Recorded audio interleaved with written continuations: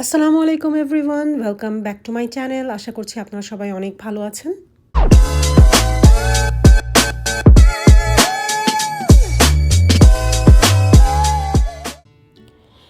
কানাডায় কিন্তু officially spring শুরু হয়ে গিয়েছে, অর্থাৎ শীতের পরে যে বসন্ত, সেই বসন্তটা কিন্তু স্টার্ট হয়ে গিয়েছে কানাডায়।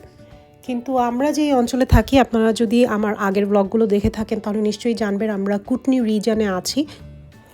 তো এই এলাকাটা হাইয়েস্ট এলিভেশন এলাকা সমগ্র কানাডার মধ্যে। তো দেখা যাচ্ছে যে এখানে কিন্তু তুষার এখনও আছে।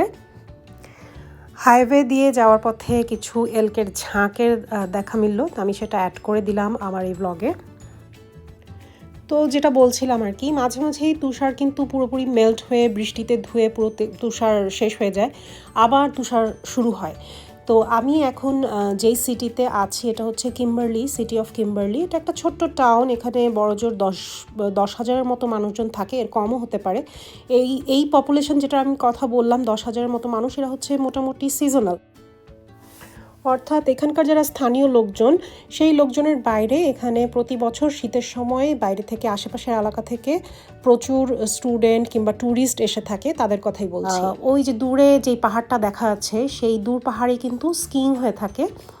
সো এই স্কি করার জন্যই মানুষ মূলত এই সিটিটাতে আসে। আপনারা যদি গুগলে হাইয়েস্ট সিটি অফ কানাডা লিখে সার্চ দেন তাহলে কিম্বারলি সিটির নামটা আপনারা দেখতে পাবেন।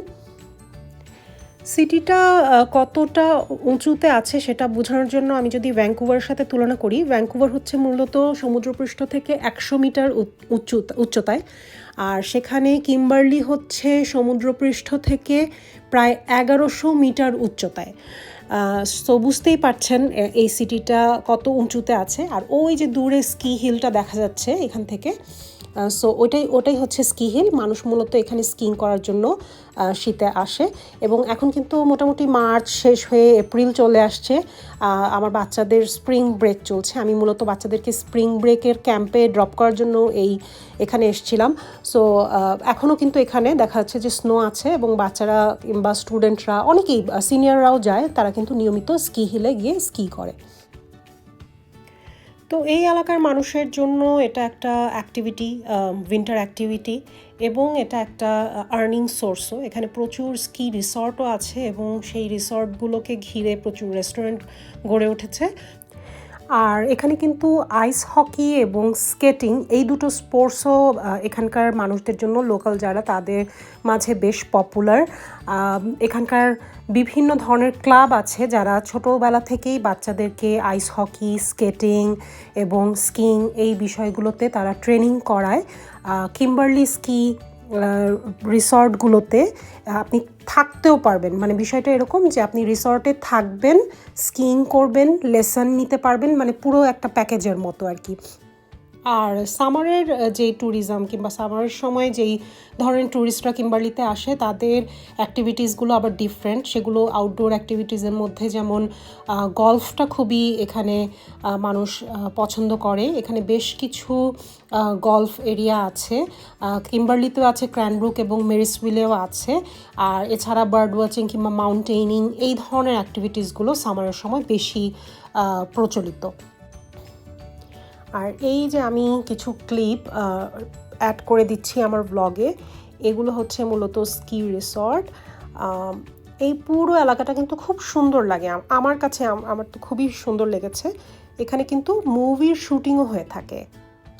আর স্থানীয়দের সাথে কথা বলে আরেকটা বিষয় যেটা জানতে পারলাম যে সামারে যেহেতু এখানকার ট্যুরিস্টের সংখ্যা কমে যায়, সো সামারের সময় এই রিসর্টগুলো আবার ওয়েডিং ভেন্যু হিসাবে ইউজ হয়, অর্থাৎ বিয়ের অনুষ্ঠান এবং ওয়েডিং ফটোশ্যুট হয়ে থাকে এখানে। তো যেটা বলছিলাম যে আমি বাচ্চাদেরকে এখানে তাদের যে ক্যাম্প, সেই ক্যাম্পে ড্রপ করে দিয়ে আমি আমার কাজে চলে যাচ্ছি। তো ক্যাম্পের বিষয়টা আমি একটু বুঝিয়ে বলি। সেটা হচ্ছে যে এখানকার আমাদের যে সিস্টেম, কানাডার যে বাচ্চাদের এডুকেশন কিংবা আর্লি ডেভেলপমেন্টের যে সিস্টেম, সেই সিস্টেম অনুযায়ী তাদেরকে ওয়েদার রেডি করা কিংবা ওয়েদারের সাথে অ্যাডপ্ট করানো, এটা তাদের ডেভেলপমেন্টের একটা অংশ। তো বাচ্চারা যখন স্কুলে যায়, যখন স্কুল খোলা থাকে, স্কুল থেকেও কিন্তু বাচ্চাদেরকে আউটডোরে নেওয়া হয়। অনেক সময় দেখা যায় যে স্কুলের গ্রাউন্ডের বাইরেও তারা বিভিন্ন সময় বিভিন্ন পার্কে নিয়ে যায়। এই ধরনের স্কিল হিলগুলোতে আমরা এখানে আসার পরে তো বাচ্চারা আমাদের স্কি হিলে যাচ্ছে। ভ্যাঙ্কুভারে থাকতে তারা রানিং ক্লাব কিংবা সকার ক্লাব, ওই ধরনের ক্লাবের আয়োজনে তারা দেখা যেত যে স্কুল থেকে বিভিন্ন জায়গায় তারা নিয়ে যেত, বিভিন্ন অ্যাক্টিভিটিসে তারা নিয়ে যেত এবং সুইমিংয়ে নিয়ে যেত। তো এটা এখানেও হয়, সুইমিংয়েও নিয়ে যাওয়া হয় এখান থেকে বাচ্চাদেরকে। তো এখন যেহেতু বাচ্চাদের স্কুলটা বন্ধ, সো আমরা দুজনেই হাজব্যান্ড ওয়াইফ দুজনেই যেহেতু কাজ করি, আমাদের পক্ষে কিন্তু বাচ্চাদেরকে একা বাসায় রাখা সম্ভব না, এবং এটা এখানে নিয়মও নাই। মানে আপনার বাচ্চার বয়স যদি 11 কিংবা 12 বছরের নিচে হয়, তাহলে আপনি কিন্তু তাকে একা বাসায় রাখতে পারবেন না। 10 বছরের উপরে বাচ্চা হলে তাকে আপনার স্পেশাল একটা কোর্স আছে, সার্টিফিকেশান আছে, সেই সার্টিফিকেশানটা করিয়ে আপনাকে তাকে বাসায় রাখতে হবে এবং নিশ্চিত করতে হবে যে বাসার যে এনভায়রনমেন্ট সেটা সেফ অ্যান্ড সিকিউর। তবে আমার যেহেতু 2 বাচ্চা, একজনের বয়স 5 বছরের নিচে, সো বড় বাচ্চার কাছে আমি যে ছোট বাচ্চাটাকে তদারকির জন্য রেখে আমি যে বাসা থেকে বের হব, তাদের তো স্কুল নাই এখন, যেহেতু তারা বাসায় যে থাকবে, এটারও কিন্তু এখানে অ্যালাউড না। মানে আমি আমার বড় বাচ্চাটাকে চাইলে আমি বাসায় একা রাখতে পারবো, কিন্তু তার আন্ডারে ছোট বাচ্চাকে আমি একা বাসায় রেখে বের হতে পারবো না। আর অনেক সময় দেখা যায় যে পরিচিত কোনো বন্ধুবান্ধব যাদের আত্মীয় স্বজন আছেন কিংবা ট্রাস্টেড নেইবার্স যাদের ক্ষেত্রে আছেন, তারা তাদের কাছে বাচ্চা রেখে বের হয়। মানে বাচ্চাকে একেবারেই আনঅ্যাটেন্ডেড এভাবে এই অবস্থায় রাখা যাবে না। তো এই নিয়মগুলো আসলে আমাদের সিকিউরিটির জন্যই বানানো। অবশ্যই চেষ্টা করবেন এই নিয়মগুলো পালন করতে। আর সত্যি কথা বলতে কি যে আমি এই ইন্ডাস্ট্রিতে এই রিলেটেড জায়গায় কাজ করেছি, সুতরাং সেই অভিজ্ঞতা থেকেই বলবো যে এই বিষয়টা একটু সেন্সিটিভ, কারণ যে কেউ কিন্তু চাইলেই বাচ্চার কোনো আচরণ কিংবা কোনো সন্দেহজনক কোনো বিহেভিয়ার দেখে কিন্তু তারা রিপোর্ট করে দিতে পারে চাইল্ড মিনিস্ট্রিতে, এবং সেটা কিন্তু তখন বেশ বড় একটা ঝামেলা ফেস করতে হবে। সুতরাং চেষ্টা করবেন অবশ্যই এই নিয়মগুলো পালন করতে। আর পাবলিক যে ইনস্টিটিউশনগুলো অর্থাৎ পাবলিক স্কুলগুলো, সেখানে কিন্তু আমাদেরকে কোনো টাকা পে করতে হয় না। এই পুরো কস্টটা গভর্নমেন্ট, এই বাচ্চাদের এডুকেশন কস্টটা গভর্নমেন্ট বিয়ার করে আমাদেরকে। তবে এর বাইরে যদি আমরা কোনো এক্সট্রা ক্লাস বাচ্চাদেরকে করাতে চাই, কোনো এক্সট্রা স্পোর্টস রিলেটেড অ্যাক্টিভিটিস যদি আমরা বাচ্চাদেরকে করাতে চাই, সেক্ষেত্রে কিন্তু সেগুলোর টাকাগুলো আমাদেরকে পে করতে হয়। যেমন এই স্প্রিং ক্যাম্প কিংবা সামার ক্যাম্প, এই ক্যাম্পের যেই টাকাগুলো সেগুলো কিন্তু আমাদেরকে এটার এক্সপেন্স বিয়ার করতে হয়। তো এই ক্যাম্পগুলোতে দেখা যায় যে অঞ্চলভেদে ক্যাম্পের অ্যাক্টিভিটিস ডিফারেন্ট। যেমন আমরা যখন লোয়ার মেইনল্যান্ডে ছিলাম, ভ্যাঙ্কুভারে যখন ছিলাম, সেখানকার অ্যাক্টিভিটিসগুলো কিন্তু ডিফারেন্ট ছিল। সেখানে বাচ্চাদেরকে বিভিন্ন পার্কে, ন্যাশনাল পার্ক, জঙ্গল কিংবা এই ধরনের জায়গাগুলোতে বেশি নেওয়া হতো। আর এখানকার অ্যাক্টিভিটিসগুলো আবার ডিফারেন্ট।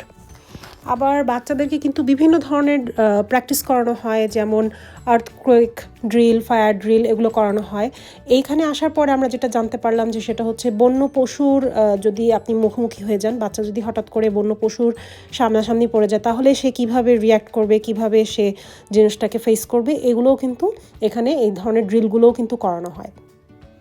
আর আমরা যেই এলাকায় আছি, আপনারা তো এর মধ্যেই ভিডিওতে দেখেছেন যে এল্ক এখানকার বেশ কমন একটা প্রাণী, কিন্তু এছাড়াও এখানে কিন্তু ভাল্লুক, কালো ব্ল্যাক বেয়ার যেটা, সেই ভাল্লুক, এবং এখানে হিংস্র প্রাণীর মধ্যে ববক্যাট, লিংস যেটা, কিংবা কুগার, এই ধরনের হিংস্র প্রাণীগুলোও কিন্তু এই এলাকায় আছে।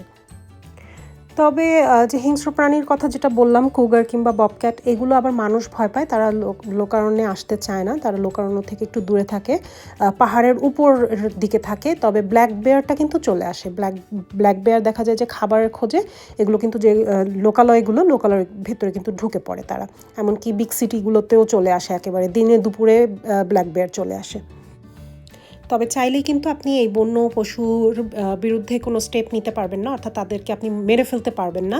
সেগুলোর বিষয়ে কিন্তু প্রচুর সরকারি নিষেধাজ্ঞা আছে এবং নিয়মকানুন আছে, সেগুলো আপনাকে ফলো করতে হবে। একটা বিষয় আমার চোখে পড়লো, আমি আপনাদেরকে যে পাখিগুলোর ভিডিওটা দেখাচ্ছি, এগুলো এখানে আমেরিকান রবিন বলা হয় পাখিগুলোকে। মূলত শালিকের সাইজের এক একটা পাখি। প্রচণ্ড শীত বাইরে, -10-এর ওপরে ওয়েদার, কিন্তু এই পাখিগুলো কিন্তু এই ওয়েদারে সুন্দর টিকে আছে। এটা আমার কাছে খুবই আশ্চর্য লাগে।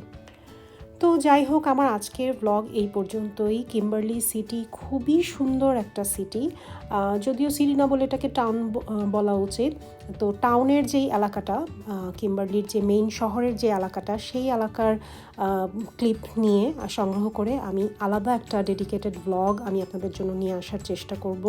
আমার আজকের ব্লগ এই পর্যন্তই। ব্লগটি ভালো লেগে থাকলে অবশ্যই লাইক করবেন এবং আমার চ্যানেলটিকে সাবস্ক্রাইব করবেন এবং আমার চ্যানেলটিকে গ্রো করতে হেল্প করবেন। আর আপনারা যে যেখান থেকে এই ব্লগ দেখছেন সবাই সুস্থ থাকুন, সবাই ভালো থাকুন, এই কামনা এখানে শেষ করছি। আসসালামু আলাইকুম।